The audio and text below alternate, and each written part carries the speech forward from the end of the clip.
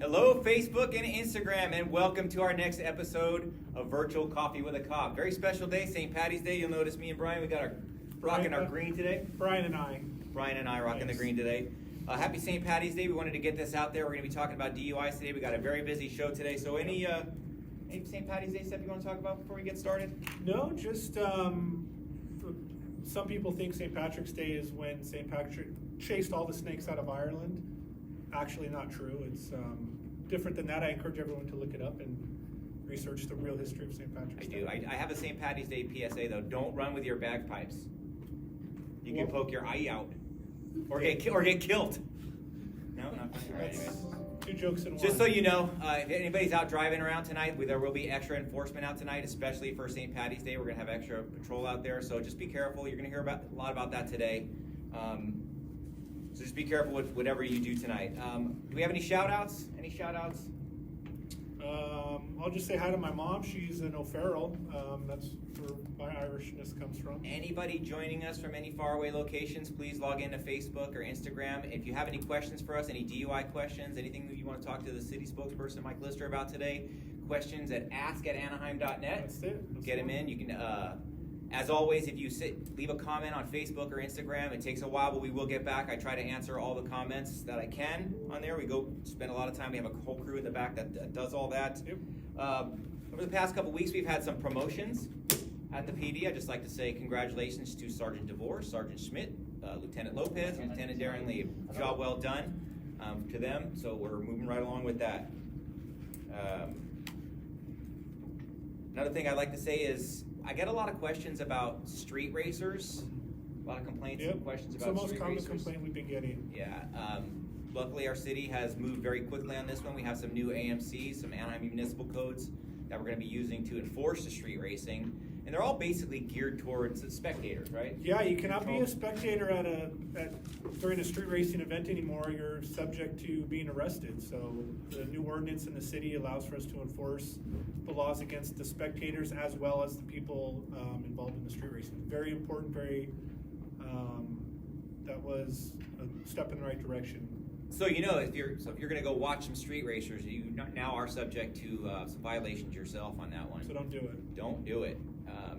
Really good news. April 30th is set for Disneyland to open again. So that's a date that we heard officially. April 30th is going to be open again. In fact, we have the city's PIO going to join us in a second. Maybe he'll talk about it. He could probably touch on that for us. And I'm being told that it's probably a 15 to 25% capacity. Okay, that's good. It's a step in the right direction. Do you have any, you guys eat any St. Paddy's Day stuff at home? I corned beef and cabbage every year. Oh. Yeah. I made a rum and raisin cake.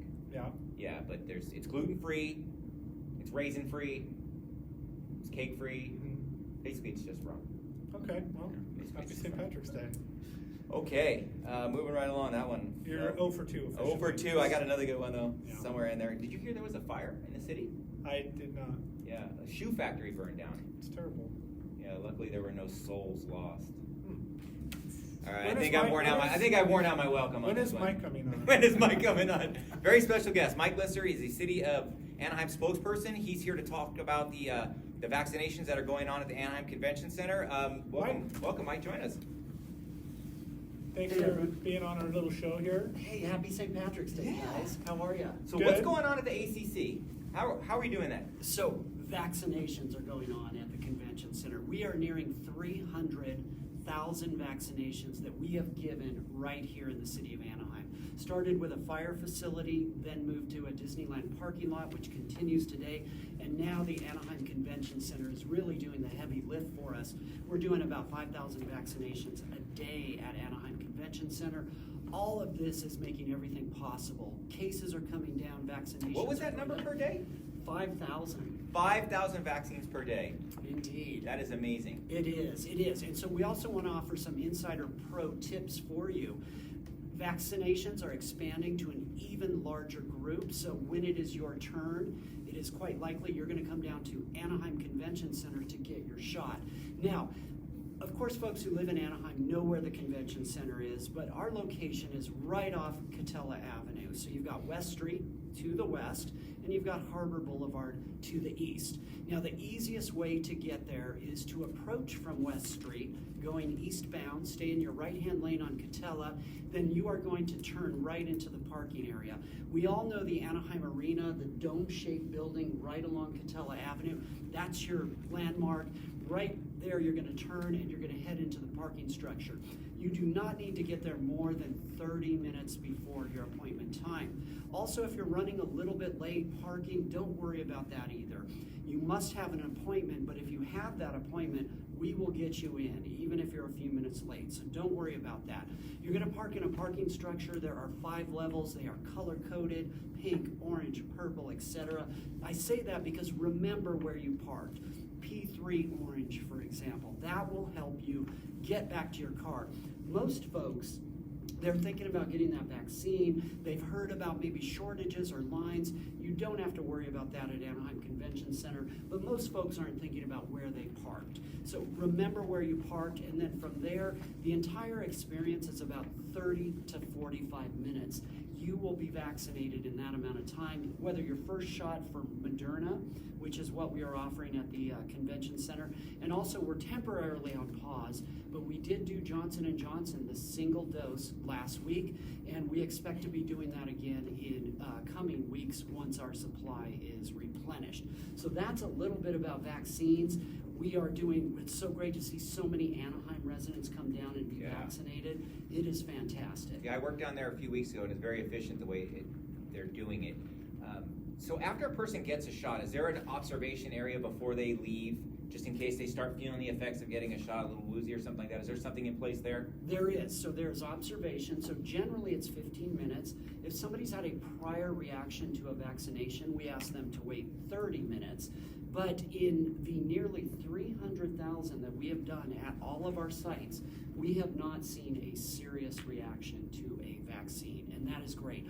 Folks should know we do have paramedics on site. We have plenty of staff on site.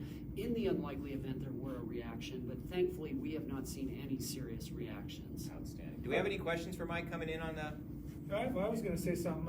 I was at a meeting that involves traffic issues for some of those, and they were saying people want, because it's such an important thing, they're getting there super early. Correct. And that's actually causing problems because if they don't get there early, they're going to miss out. My understanding is it's actually better to not get there too early because then it helps everything move smoother. Is that fairly accurate? Absolutely. So no more than 30 minutes before. That is all you need. We did have folks coming hours before their appointments, and bless them, they want to get their vaccination, they're worried, but there really is no need. We have plenty of parking, but if we do have too many people too many hours early, that will impact the parking for those coming to get their vaccinations at a given time. So the entire operation is running very, very smoothly. No need to get there more than 30 minutes in advance, and that also goes for our Disneyland site, which about a week ago converted from walk-through to drive-through, and it's serving a very important purpose for us. Folks who may need that extra help, those who might be disabled, those who might need a wheelchair to go through, they can now drive through at the Disney site, which is tremendous. So that leaves us to do many other folks at Anaheim Convention Center, and those who are eligible now, I just want to touch on that. It is any remaining healthcare workers, any remaining first responders, any remaining 65 and older, but now we have moved on to the next group, which is educators and food service workers. That is a very large group that will help us make great gains. And also we are reserving shots, as many people have heard, for those ages 16 to 64 with prior conditions. These can be pulmonary conditions, it can be heart disease, it can be diabetes, or those struggling with weight problems.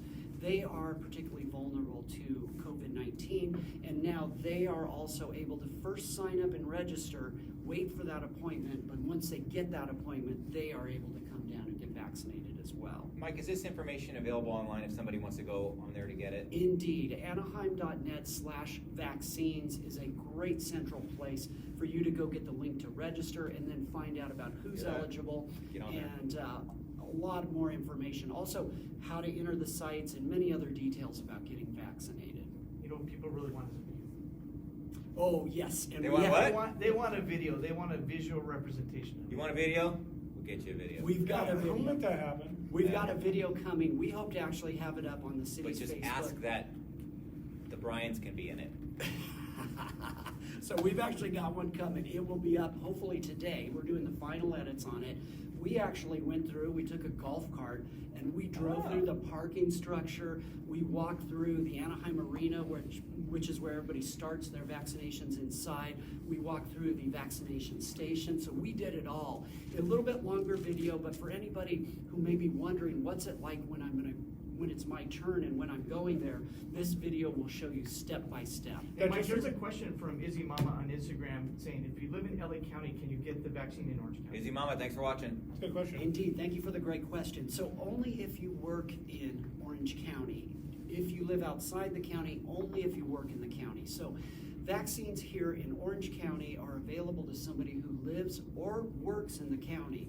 But if you happen to be a no to both of those questions, then you want to go to your home county. And the reason why, each county is allocated their share of vaccinations, and we want to focus on that group. We do vaccinate those who work here because, of course, they can spread COVID-19 in our city, and vaccinating them helps as well. But you must live or work in Orange County. Great question. Hey, Mike, you mentioned the arena earlier. Yes. Do you have any trivia about the arena or anything that we could give something away? Yeah. You really want to Yes. give something away, right? So we have a trivia question that Mike Lyster's going to ask, and whoever answers this question first on Facebook will be the proud owner of this Anaheim Police Department Challenge coin. It's a beautiful piece of gear here.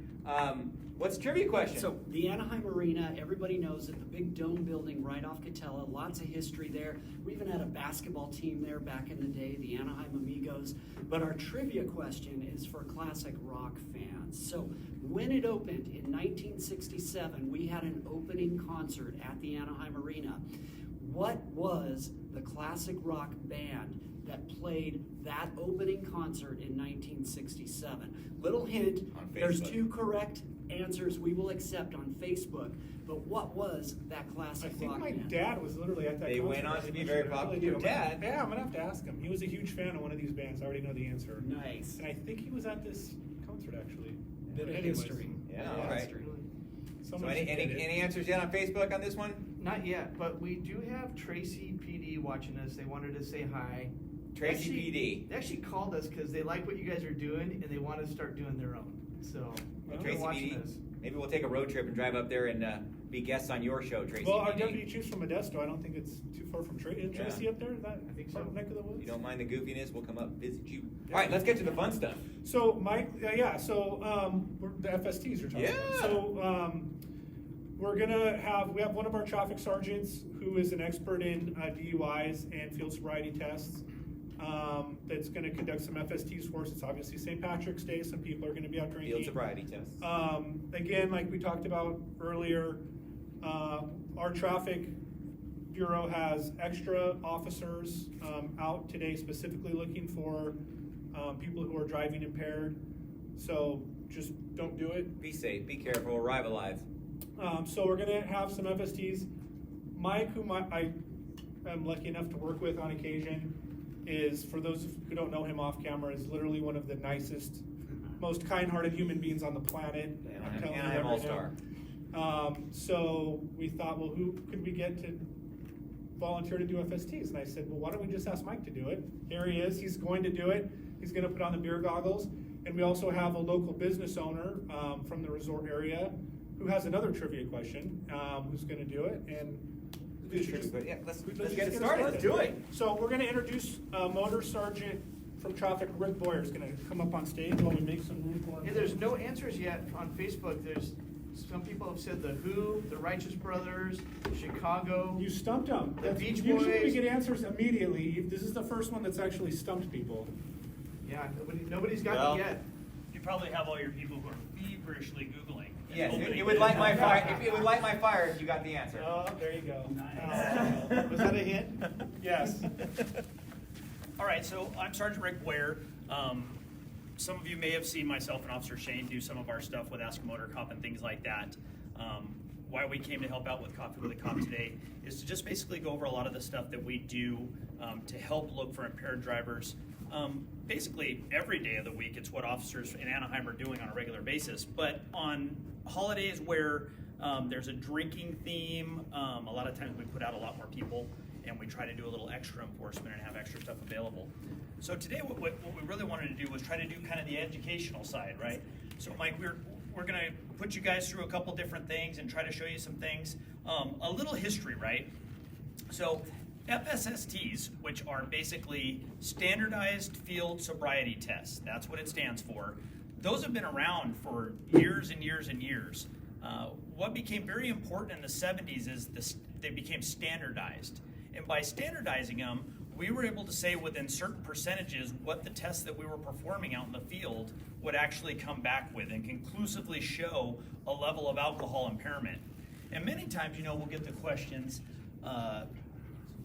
okay, so all these tests are designed just for alcohol. And they're really not. A lot of these tests have been started to be tested for drug impairment also, right? And we all know in California now that we've legalized marijuana and there's recreational use of marijuana, we have a lot of dilemmas with people starting to make that connection is that I drive better with marijuana, or I'm more focused when I use marijuana when I drive, and some of those things. And so they're starting to do tests in San Diego especially. They're starting to look at tests that will connect these sobriety tests where we actually have people driving that are under the influence, because before you can do this, you have to legalize it. And we answer still to NHTSA, which is basically the federal level of the National Highway Traffic and Safety Administration. And so we try to keep everything in line with them so that across the entire United States, we have kind of a standardized way of doing these things. And so for today, I figured I would go over what's called the NHTSA 3. These are the 3 tests that are standardized. They have a certain amount of clues that when you do these things and we document them, we can show a level of impairment. And one of the things we did, and I think my partner, Officer Shane Spielman, kind of previewed last week, is that we have fatal vision goggles. And so what we do is a lot of times we'll go out to high schools and things like that and we try to educate. And when we try to educate, we'll take these goggles out and we'll put them on students or we'll put them on people in the community. And we try to basically show, like, here's fake impairment, so to speak, right? We create this impairment and we show you some of the subtle things that people do when we teach them things. The thing that the goggle doesn't do, and I like to preface it before we start, is that there are certain things that are going on within your mind when you're using drugs and alcohol. So there's no way, Mike, that I can take and impair your mind. So you're going to hear my directions and you're going to process my directions and you're going to understand what I'm telling you. Yep. And because of that, then the impairment that you see will be simply impairments to your vision and the way that your motor skills work when your vision is screwed up by this level of impairment. Got it. But what you'll understand is the basic directions. And what do I mean by that? If I tell you to put your feet together and put your hands to your side, for someone who's heavily impaired, that might be a stretch. But for you, you instantly go, oh, Rick, no problem. I can do that because there's no level of impairment there. So if I'm going to preface anything, I just preface the fact that these fatal vision goggles are creating a vision impairment to just kind of make an example or make a point. And usually when we put them on students and things like that, it's to let them know that, like, this is how your senses will be closed in, not so much that they'll be able to process what we're talking about and things like that. So I think, Brian, we have a couple different goggles here. Which ones I can't remember which ones you picked. Which ones were you going to have them use? These are ones for Mike. And so each one of these goggles comes. Let's introduce Dara here. Dara, very special guest, Dara. He is the owner of the Pizza Press in Anaheim. He's also a city leader, and he volunteered to come down here and do this with us, and we are very happy to have him. I don't know which ones you picked. Which ones you picked? I picked the lowest because The lowest ones? I don't So do you'll roller see. coasters well, All right.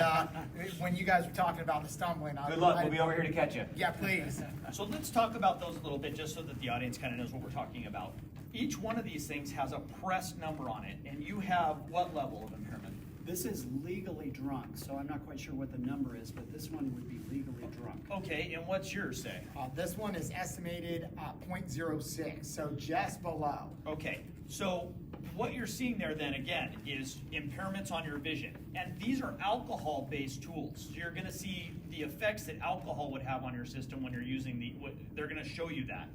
Again, this doesn't necessarily create the same thing for people who are drug impaired or have prescription drug impairments and things, right? And so a lot of times when we talk about this stuff, we talk about how people are impaired by alcohol and stuff when we bring up stuff like St. Paddy's Day and things like that. The day in, day out grind of people that you have to be aware of also is that you can go out and have a back surgery. And now your doctor says, here are Oxycontin. These are hardcore narcotics that we'd like you to go out and use so that you don't feel the pain in your back and it will help you recover. There's only one problem. What does every one of those bottles say, Mike? Don't operate heavy equipment, don't drive. Right, all these myriad of different things that you're not supposed to do. But what do they connect in their mind? Doctor gave this to me. A doctor gave it to me. The doctor said that I need to take this medication. This is medicine from a doctor. I'm not a drug addict. I'm just going to take this medicine and I'm going to drive my car. So you have to make those connections too. And that's the stuff that we really want to get out to the community, is that all these different things are levels of impairment that can cause you to get in an accident. And the problem with the accident is the serious bodily injury and fatal side of it, right? We don't want anything to happen to the driver or the motoring public. And so those are really the connection. That's what we're most concerned about. And really the only way we have to impact that is through education and enforcement. So that's where kind of, in law enforcement, our connection comes to it. So I'm going to use each of you for different things. First of all, before you put it on, realize one of those NHTSA 3 things that we do, right? One of the tests is to look at horizontal gaze nystagmus. Now there's a lot of different kind of nystagmus out there, right? If I were to take you and spin you around a bunch of times and then stop you, if you look at my eyes, your eyes will still be bouncing around, right? Because you've thrown off the fluid inside of your head and you've made everything bounce around, almost like a kind of vertigo, and it'll start to, cause an issue with that. So this is just to test basic nystagmus. And so what we would do is we would have you, I'm not gonna have you put the goggles on, but if you put your feet together and your hands to your side, right? We would come out about 15 inches from your nose, and I would basically go through a series of tests, and I would check for a lack of smooth pursuit, where your eyes are tracking. I would check to see if you had that bouncing of the eyes at maximum deviation. So you're gonna see that continued bouncing, and then a sustained bouncing past that. And so you would have, that's where you've seen probably on TV 100 times, where people do these different things like that. It's very hard for the purposes of what we're showing you today to kind of describe that. I just want people to know that that's test number 1. Test number 2 would be the walk and turn test, as we call it. So let's go ahead and have you put on your goggles. Excellent. And Are to basically, absolutely. All right. So you Everybody can see looks what- great in the room, by the So- way. So I'm sorry. we have ways that we demonstrate this, right? You keep your feet together, your hands to your side. Don't start until I tell you to. And this is the test that you've seen, and I'm going to go through this really quickly with you because it's just not good TV, right? So you're basically going to take those steps that are heel to toe steps with your hands to your side, looking down, counting your steps out loud. Okay. Okay. When you get to the end and you plant that left foot, you want to take a series of small steps to turn around, and then you're going to take 9 steps back. 9 steps going, turn around, 9 steps back. Okay, 9 Do steps. you understand this, how I described it to you? I think so. Okay, go All right. ahead. Make sure you look down, count those steps out loud, heel Oh to my toe goodness. steps, counting out loud. 1 step is all it took. 1, 2. So you can already kind of see he's stone sober, and all we did was 4, put something on his eyes and the 5, problems that it causes. And Sergeant Boyer, this is below the legal 7, limit, right? This is 8, below the legal limit, 9. Pivot on the left foot. right? 1, 2, 3. It's getting better. 4, Yeah. 5, 6, 7, 8, 9. There you go, Pivot on the left foot. right? And there wasn't even a thing at the end that I told you to do. You added that all on your own. So you can see if you're stone sober, you're making up a test that I didn't even describe to you. Way to go. So a lot of these things Just want the extra credit. it shows you those dilemmas. How do you feel? You know what? I'm a little disoriented because Sure. I didn't progressively get here. I instantly got here. Sure, sure. And that's the thing, right? That's the problem with alcohol too. A lot of times people sit in a bar and they'll drink and drink and drink, and they may not eat correctly and things like that. And they may have different weight levels. Male and females have different water bases in their body, and so it can cause different impairment to different people, and it can sneak up on you just like that. Mike, let's bring you over for the last test. You can take your goggles off. I don't want you to run into anything and fall off I'm the gonna end keep here. them on for a little. All right. I've never seen anybody who really enjoys wearing them. Just to let you know, you do have to give them back. We need those. I'm driving with them later. So let's have you throw those on and come up here real quick, Mike, and we'll show the last test that is actually part of the NHTSA 3. So put you're in my space here. We're supposed to be distancing. Come on. Book 'em. Come on, we just talked about this. I know, right? So feet together, hands to your side. Okay. Now, what we're gonna do is we're gonna do what's called the one leg stand, right? Okay. So with those feet together, hands to your side, you're gonna go ahead and you're gonna pick your right leg. You don't have any problems with your knees or anything, I right? do not. So you just keep your left leg planted, pick your right leg up. You're gonna go ahead and point it away, pick it up about 6 inches off the ground. And with those hands to the side, with your head back and your eyes closed, all right, you're just gonna count out 1001, 1002, 1003. I'll Okay, give it- and I'll tell you when to stop. I'll give it a go. I want to give the caveat, these are very disorienting. Okay. So let's give this a go. So go ahead and let's Mike, try that. Mike, can you turn slightly towards the camera, just Yes. slightly, a little bit? Thank you. Got There it. you go. All right. So lift that foot up about 6 inches off the ground, point your toe away, hands to your side. It is already hard. It's actually hard to stand in this position. Oh, and I want everybody to know, this is 0.07 to 0.10. So this would Okay, be so a you're lot of just barely drunk. Okay, let's cover this. If you put your foot down 3 times, normally as the person who's doing the test, I'm gonna stop the test right there because I don't want you to fall down and hurt Right. yourself. So already he's to a point where he's put his foot down 3 different times. If I see that out in the field, I'm gonna stop you from the Yep. test and not have you continue. Yep. I can't even, to put my head back, I would topple over. Right. So what we do is we basically pass 30 seconds and we see exactly how many errors and different things that you made. So just a basic overview of some of the stuff we do. We are going to have extra units out in the field today. Did you have it? Did I cover everything you wanted? did. I had a question that we probably get a lot. If a person's been drinking, can they drink a bunch of coffee? Can they drink a bunch of water? Is there things that they can eat or They drink can, to lower? but it won't help. They can drink and they can eat all they want. The only thing that'll actually help is if you eat prior to drinking. There's a pylorus valve inside your stomach that it'll close, and you'll digest the alcohol slower, meaning your onset will come on slower. But your body still processes about 1 glass of beer, 1 shot, or 1 glass of wine every hour on the average. And everybody's different, but if you were to come up with an average, it doesn't make any difference. That's how we're designed. So That's how we metabolize it out. What is that, with that formula, what does it take to get to a 0.08? Well, and that's the thing. It's always different, right? And that's what we never tell people. Because if you are a smaller stature female, you might not have as much water. Remember, we're water-based. So everything with us is how much hydration you have in your body as to what dissipates and metabolizes that water out. So we have another program we do called Know Your Limit. And we'll go out to bars and we'll ask people, would you like to, it's just for fun. It's really just for fun. And so we'll go out and we'll say, would you like to blow into the device and see where exactly you're at? And before we do, we ask them a series of questions. One of them that we ask them is, would you be willing to drive right now? And sometimes they say yes, and they're, a 1-2, right? And other times they say no, and they're a 0.03. And they feel fine. They think they feel fine, correct, right? And sometimes they feel super drunk and they're not. Sometimes they feel fine and they're not. And that's the whole point is know your limit. What level of alcohol can you take in to hit your limit? On the dark side a little bit, what can a person be looking at DMV-wise or license-wise if they get a DUI? Oh, a lot of different things, right? If it's just your first, you're looking at you losing your license. You're looking at up to $10,000 in attorney fees. 10,000. And that's when we figured it, and that's when really, NHTSA was doing some of the evaluating from 10 years ago. Everything's gone up since then, so I'm not even sure exactly what, and it depends upon what attorney you hire, but roughly $10,000 in fees and stuff like that. Loss of your license, possible problems with your employment. And then remember, if you ever get in an accident and you seriously injure somebody or you hurt somebody, and it includes yourself, then you're looking at felony charges, which could be time in jail. Absolutely. And Dara said something earlier that there's really no reason for this anymore, right? I mean, with Ubers and all your friends and this awareness that we have, there's really no reason for it anymore. So if you happen to fall into this situation, you really have only yourself to blame. Do you have any questions for Sergeant Boyer? No, I think it's just really getting the message out to be safe out there. Hey, Sergeant Boyer, we do have a couple questions. If you guys want, we can hop in the squad car. Sergeant Boyer, we do have a couple questions, but before we do that, we did have a trivia winner. It's Maureen Provenzano.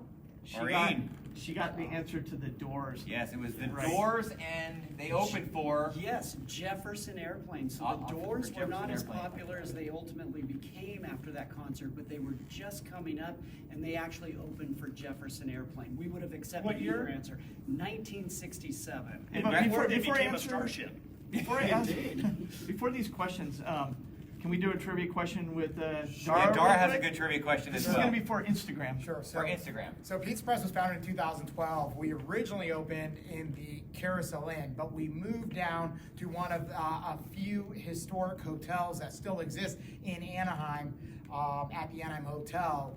And actually, the Anaheim Hotel's been there since the late 50s. So the trivia question is what was the original name of the hotel that was built across the street from Disneyland that the Pizza Press is currently in. So I'll let you guys. Yeah, That's a good and we're all in the resort. We've got the convention center and of course the resort area, all which is coming back April 30th, which is great. Disney reopening April 30th is exciting for all of us. And It was like probably $5 a night to stay there. If that. Oh, yeah. Yeah, it's always fun to look back at old menus of how much things cost. I know when I was a kid, I would go to Thrifty's and get a scoop of ice cream for 25 cents. Yeah. That was always cool. Great. Well, while we wait on that answer, I think Sergeant we have some Boyer, questions yeah. for Sergeant Boyer. We had a question that's, where's the next DUI checkpoint going to be? It's going to be in front Near of the you. Honda Center. It's going to be in front of the Honda Center, Cattell and Douglas. Sergeant Boyer, I get asked this question a lot. DUI checkpoints, why do we advertise them? Why do we tell people they're out there? The number one question, and we've covered Right. this on Ask a Motor Cop several times, because people think, boy, those cops are so stupid. They'd catch more people if they didn't tell them. There is case law that basically outlines the things that we have to do to have a legal checkpoint, and that's one of them. We have to advertise it. And the goal is awareness. Is that? Everything that we do is ultimately designed. We'd much rather not catch anybody at a DUI checkpoint, because that would mean Great. that nobody's drinking and driving and nobody's driving impaired. Thank you that so would be much. amazing. Thank you so much for joining us today. Is there more questions on Yeah, that? there We was- really appreciate this information. There was another question, kind of traffic related, but not so much DUI. But can you talk real quickly about the laws with people with modified exhaust on their cars? Yeah, very popular. It comes up question. with the speed racer or the street racers all the Yes. time. As to which part of it? If you do anything to modify your exhaust to basically change California emissions or amplify noise, that is illegal. And there are avenues that you would go through to go through that, to process that. So I don't know how much more to describe that, but yes, that is illegal. And then at some point, can you tow or impound the car because it's been modified too much, and then there's like a process where they have to go and prove that they've You wouldn't everything? You wouldn't impound the car, but yes, you can send them to the state referee. Okay. If you've changed the emission systems and things like that, then yes. We don't do impounds on cars in California have become pretty quick. Law enforcement just isn't going out and taking everybody's car. There's very strict rules as to what we can take and what we don't. So that it's not that we're going to take your car, but if you've modified it to a point where it doesn't meet emission standards, then we're moving towards electric cars in this state altogether. Yeah. So if you've done stuff to modify your car to a point that it's a gross polluter, then yes, you're going to be held accountable for that. If you have any more questions, leave them in the comments. Also, please remember to like us on Facebook and Instagram. Get those likes in there. We want to try to get our numbers up. Any more questions, ask@anaheim.net or leave it in the comments and we'll get back to it. Do we have any more? Nobody's answered the trivia question yet on his Oh. Instagram, but there was a question about, have you seen a significant increase in DUI or higher levels of impairment since the pandemic has started? Significant changes? No. The biggest thing that we've seen as a change is as we legalized marijuana in this state, we have a huge influx of people that are driving while impaired by marijuana. So they'll use concentrated cannabis, or they'll smoke flower marijuana or something along those lines, and then they go out and drive while they're still impaired. And a lot of it is just education, and that's why we work so hard at letting people know that just because it's legal for recreational use in California doesn't mean it made it legal for you to drive while you're impaired. Are the penalties the same if you're driving impaired under cannabis or other drugs? It's a different charge, of course, because we break down what we charge people for, but ultimately the process is the same. Remember that for alcohol, because of science, we have a per se limit in California, the same way that Colorado and Washington put it on marijuana, we did not do here. So for us, if you're simply impaired under the influence while driving, that's enough for our section. There is no per se limit on that like they have in the other states. And the reason why we did that is because the other states have had a lot of problems with that because those per se limits aren't scientifically backed. All we care about is that you're driving safe. And so that's where we base it on your level of impairment, not how much is in your system. So you're still gonna have the $10,000 of potential lawyer fees and things like that? Sure. Anytime you're trying to fight something, through the legal system, you're gonna have a certain level of cost. So it's still not worth it on that one either? It's not worth it on any level, no. Got it. Okay, we're running out of time. A great big thank you to our guests. Thank you to our crew out there. Please join us. We're Please follow Anaheim PD on Facebook and Instagram, and pay attention. We're going to have those promos out for the next Coffee with a Cop. Again, thank you for joining us. Have a wonderful St. Paddy's Day. Be safe, be careful, don't drink and drive.